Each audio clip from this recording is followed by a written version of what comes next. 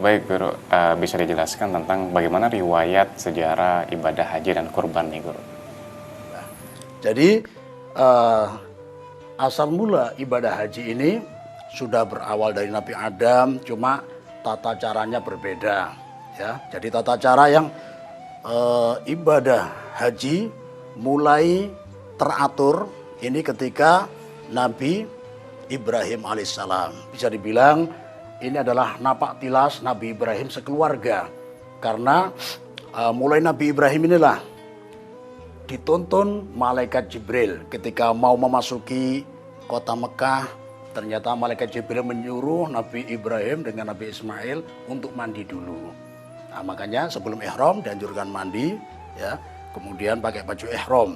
Nah, ini yang nuntun malaikat Jibril langsung. Ketika malaikat Jibril bertalbiyah, labbaik Allahumma labbaik, Nabi Ibrahim dengan Nabi Ismail tinggal mengikuti, ya. Mengucapkan takbir Allahu Akbar, mengikuti la ilaha illallah wallahu akbar innal hamda wan ni'mata laka wal mulk la syarika lak. Ini semuanya dibimbing langsung oleh malaikat Jibril. Kemudian salah satu rukun ibadah haji ada yang namanya sa'i bainas Shafa wal Marwah. Lari kecil dari Bukit Shafa ke Bukit Marwah. Itu pun napak tilas dari Ibunda Hajar. Di saat itu Mekah masih lembah, padang pasir, tidak ada pohon sama sekali. Jangankan pohon hidup, pohon mati pun tidak ada. Ya. Rumah apalagi tidak ada. Air mata setetes pun tidak ada. Makanya di situ ketika Nabi Ibrahim mengantarkan istri beliau, Ibunda Hajar, ya, dengan putra beliau yang masih bayi, diberi bekal cuma kalau bahasa Arabnya ini kirbah, ya, satu kantong yang terbuat dari kulit isinya air, gandum satu genggam, ya, ditinggal di tempat seperti itu. Nah, disitulah ada sa'i. Makanya ketika air bekal yang diberikan yang sangat minim habis, ya, makanan juga habis, akhirnya beliau berusaha mencari air. Melihat dari atas, di situ Bukit Shafa, ya, biasa ya, ada matahari yang teriknya sangat panas, kemudian di atas bukit juga panas, seperti ada air. Ketika Ibunda Hajar naik ke atas, ternyata tidak ditemukan air, tapi itu hanya fata morgana. Berbalik ke belakang, di situ ada Bukit Marwah, sama seperti yang awal. Ketika kena terik matahari, ujungnya seperti ada air. Beliau datangi, ternyata fata morgana juga. Berbalik ke belakang, bolak-balik sebanyak 7 kali. Nah ini ya, jadi setelah 7 kali, ternyata disitulah Nabi Ismail, sebagai riwayat, Nabi Ismail menghentakkan kaki beliau, akhirnya keluar air. Sebagai riwayat lagi, sayap malaikat Jibril yang menyambarkan, ya. Walhasil di bawah kaki Nabi Ismail keluar mata air. Karena airnya keluar sebagaimana sumber mata air, beliau ada kekhawatiran, ya. Lihat putranya, jangan-jangan nanti tenggelam. Makanya beliau bilang, zam, zam. Ini kalau menurut bahasa Palestina, zam, berkumpullah, zam, berkumpullah. Nah, dikumpulkan. Tapi sebagian riwayat, zam, zam, ini bahasa Ibrani. Kalau ini memang benar adanya, bahasa Ibrani, arti zam, zam adalah kif, kif, ya, wakof, wakof berhenti, kif, stop, stop. Kenapa? Karena khawatir kalau memancar terus putra beliau mau tenggelam. Nah ini ya, karena belum bisa renang, masih kecil. Nah ini ya, jadi luar biasa. Disitulah beliau, ya, walhasil yang paling kuat yang pertama, berkumpullah, berkumpullah. Karena setelah itu beliau mengambil putra beliau gendong, beliau bendung, jadi bendungan, bendungan air zam-zam.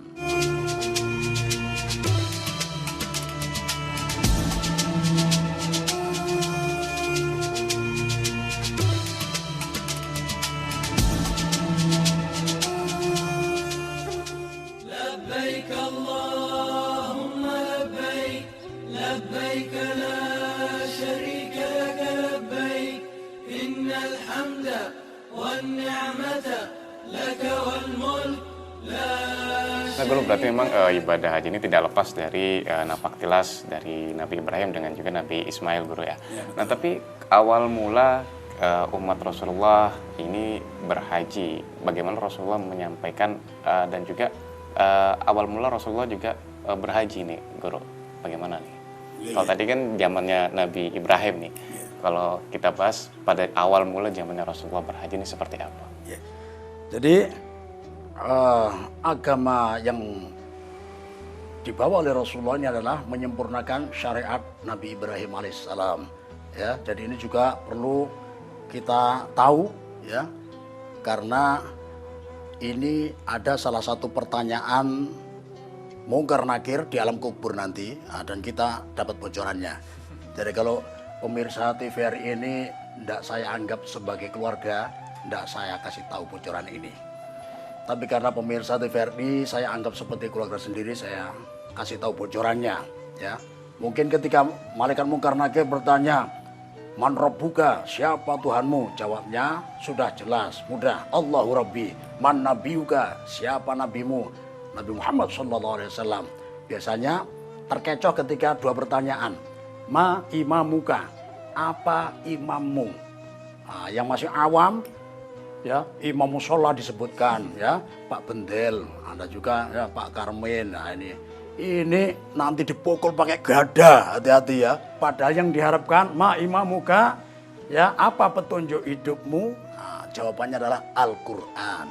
Nah, jadi aman ya, wahai pemirsa TVRI, kalau ditanya nanti ma imamuka, jawabannya adalah Al-Qur'an imami. Al-Qur'an adalah petunjuk hidup saya, ya, bukan imam masjid atau musola tempat masing-masing tinggal, ya. Kemudian yang kedua, man abuka, siapa bapakmu? Ya, ini masih banyak yang menyebutkan bapaknya sendiri, ya, tadi itu bapaknya, ya, namanya Bendel, ya, Bendel lagi, ya, Abi Bendel, langsung pukul, tayar hancur, ya. Ada juga, ya, Nabi, tapi masih kurang tepat. Abuna Adam alaihissalam, bapak saya adalah Nabi Adam alaihissalam. Itu pun masih kena pukul karena belum tepat.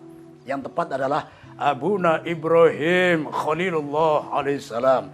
Bapak kita dalam Islam adalah Nabi Ibrahim alaihissalam. Makanya syariat Nabi Muhammad SAW adalah anittabi' millata Ibrahim hanifa, untuk mengikuti, ya, ajaran agama, sistem agamanya Nabi Ibrahim yang lurus. Nah, makanya tadi tata cara ibadah haji ini mulai Nabi Ibrahim. Bahkan waktu itu Nabi Ibrahim ketika usai membangun Ka'bah, meninggikan Ka'bah, sudah ditaruh Hajar Aswad, diperintahkan oleh Allah, perintahkan semua manusia dari penjuru dunia untuk melaksanakan ibadah haji.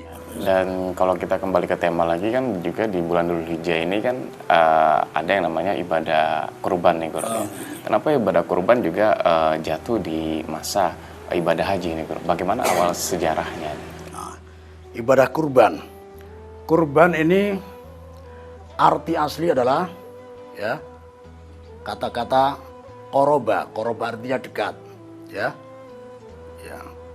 Koruba, dekat. Biasanya kalau ada tambahan alif atau nun belakangnya jadi kurbanun, ini berarti sangat dekat atau lebih dekat. Jadi dulu ketika Allah menyuruh dua hambanya ini, Qabil sama Habil, untuk berkorban, ya, apa yang dipersembahkan disuruh naruh di atas bukit. Jadi memang dasarnya si Qabil ini memang ketakwaannya kurang, akhlaknya kurang bagus juga. Jadi asal-asalan. Nah, kalau Habil ini beda, memang akhlaknya bagus, ketakwaannya tinggi. Sekalipun kambing jumlahnya ratusan bahkan ribuan, beliau berusaha mencari yang terbaik. Mereka berdua menunggu kira-kira kurban siapa yang diterima oleh Allah Subhanahu wa taala. Ternyata Allah mengutus awan putih. Berhenti sejenak di atas kurbannya Qabil yang berupa gandum atau sebagian riwayat buah-buahan. Berhenti sejenak, terus berpindah. Nah, ini menunjukkan kurbannya tidak diterima. Karena kalau kurbannya diterima, awan putih tersebut turun dan kurbannya diambil, dibawa ke langit. Ya. Berpindah ke kurbannya Habil yang berupa daging kambing. Ya. Akhirnya awan putih ini turun dan kambing, ya daging kambing tadi dibawa ke atas, bawa naik ke langit sampai ke surga. Nah, dan sebagai riwayat menerangkan bahwa inilah kambing yang nantinya menyelamatkan Nabi Ismail ketika mau disembelih. Dari kejadian ini ada kaidah anna khairan lil ajdad yang fa'al aulad. Setiap kebaikan dari nenek moyang sangatlah bermanfaat bagi anak cucu.